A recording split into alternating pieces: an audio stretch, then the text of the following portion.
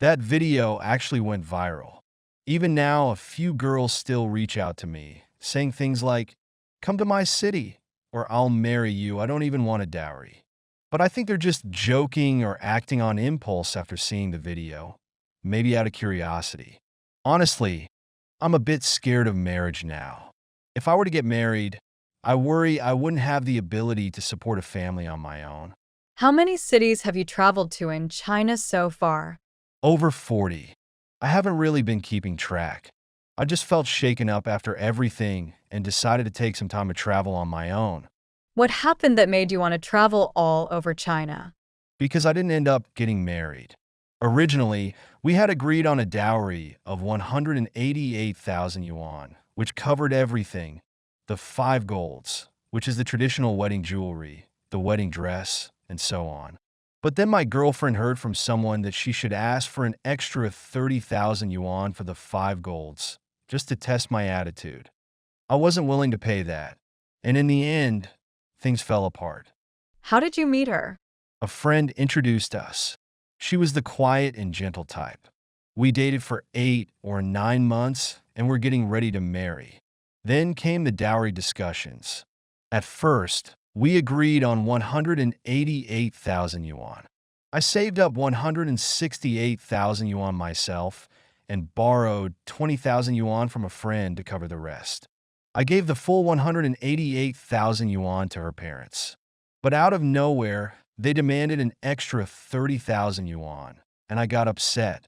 It led to an argument, and we broke up. Is 188,000 a high dowry for your area? Not really, it's about average. 188,000 yuan is basically the standard amount. People in nearby areas say the same.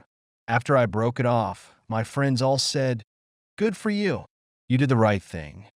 Because who knows what could happen after marriage.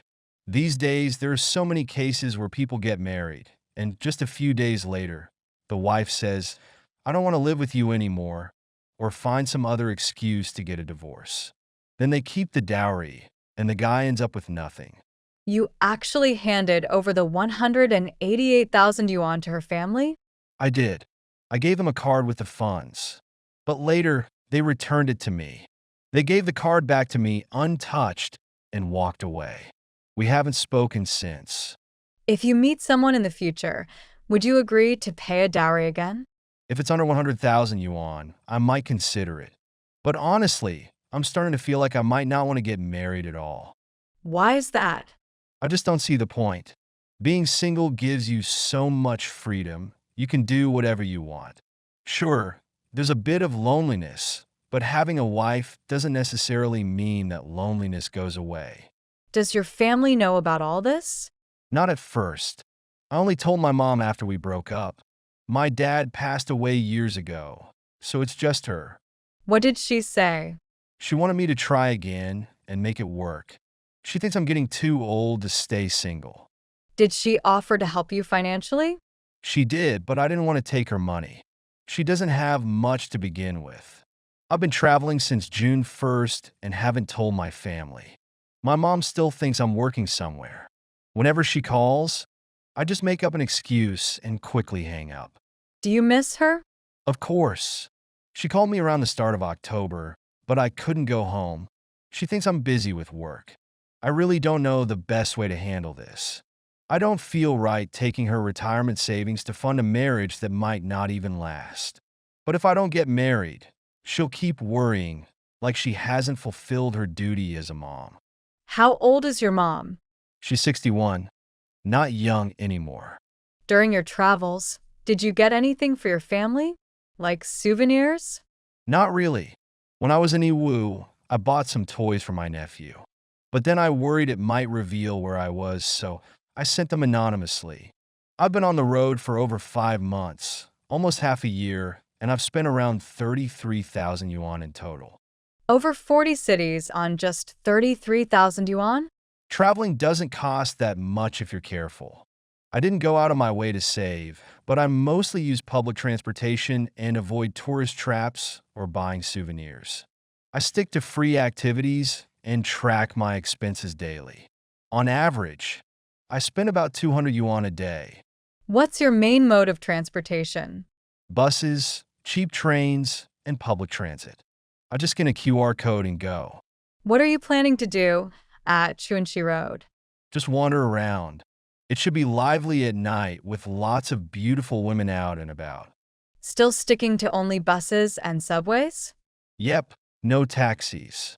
Public transport is so convenient in most cities, just 1 or 2 yuan, and you can explore the whole place. Before you started traveling, what were your monthly living expenses? I kept it under 1,000 yuan, at most 1,000. I usually save around 3,000 or even 4,000 yuan a month. If you were married, how much do you think you'd need each month? With a mortgage and car loan, at least 5,000 yuan. My previous job wouldn't have been enough to support a family. What do your coworkers and friends think about the dowry tradition? Most guys hate it, but there's no way around it. It's tradition. Most end up giving in and paying whatever the girl's family demands. Once I visited Donglin Buddha Temple in Jiangxi. As I climbed the steps, I don't know why, but I just broke down crying. I guess I felt like I'd let my parents down. They raised me all these years, and now I can't even get married. I care a lot about having a family. I really want one. Have your friends all gotten married and had kids? Yeah, they all got married before me. I envy them so much. I love kids too, and would love to have one. I've even thought about adoption if I never get married. I really do envy them. At the Padala Palace, someone gave me a gift. I didn't know why, but it was a wall they repaint every year. It was so beautiful. How much are you paying for your hotel? 90 yuan a night. I'm sharing it with someone, so we split the cost, 45 yuan each. Usually, I just search online, sort hotels by price, and pick one with decent reviews. Honestly, whether it's a man or a woman, we should be equals in a relationship. Just because I'm a man doesn't mean I have to foot the bill for everything. Both families work hard to raise their kids. If you marry into my family, it's not like we're asking you to cook for my parents or act like a servant. It's about starting our own little family. So, why do we have to pay so much money for no real reason? And we're not asking for anything from your family. Honestly, as a guy, it feels like we're at a disadvantage in marriage. If your kids face this dowry issue in the future, would you expect them to follow it? If I have a daughter, I don't think this will even be an issue by then. Our generation just happens to be stuck in this moment where people expect you to buy a house, pay a dowry, and everything else. The dowry is actually a small part of the problem. The bigger issue is the mortgage and car loans. If it were just the dowry, most people could manage. But adding a house and dowry together is just overwhelming.